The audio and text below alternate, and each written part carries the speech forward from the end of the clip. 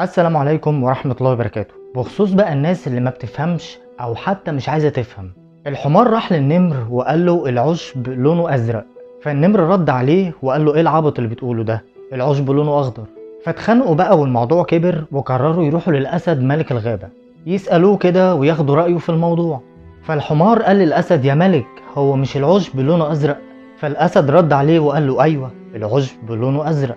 فالحمار رد عليه وقال له اصل النمر عمال يجادل معايا ويضايقني وعمال يعاند فيا وهو لا فاهم ولا شايف، وعشان كده لازم تعاقبه يا ملك.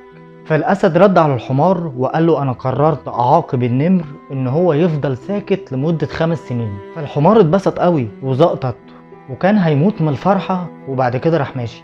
بعدها النمر راح للاسد وقال له يا ملك انا قبلت عقابك، بس انا مش فاهم انا اتعاقبت ليه يا ملك، هو مش العشب لونه اخضر؟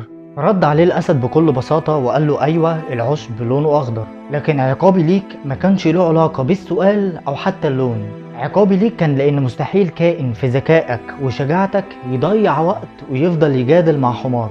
فأسوأ مضيعة للوقت هو انك تتناقش او تجادل مع شخص مش فاهم او حتى ما بيحاولش ان هو يفهم، وبيفضل طول الوقت متعصب بأفكاره، لا همه الواقع ولا همه الحقيقة، لكن كل همه يثبت ان اللي في دماغه هو الصح، ومش مشكلة بقى اي حاجة تانية. في ناس كده ما بتحبش تشوف الحقيقة مهما تثبت لها او تبين لها الحقائق والأدلة، ولا عندهم الإدراك الكافي لكل اللي حواليهم، ولا حتى عندهم القدرة ان هم يفهموا.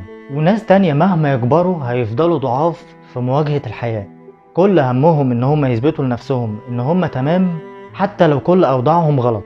وحقيقي تبقى غلطان لو ضيعت دقيقة واحدة بس في جدال او نقاش خايب مع اي شخص او اي نوعية من النوعيات دي. فوقتك غالي، ضيعه في حاجة تستفاد بيها وتفيد بيها غيرك. دمتم في رعاية الله وأمنه. سلام.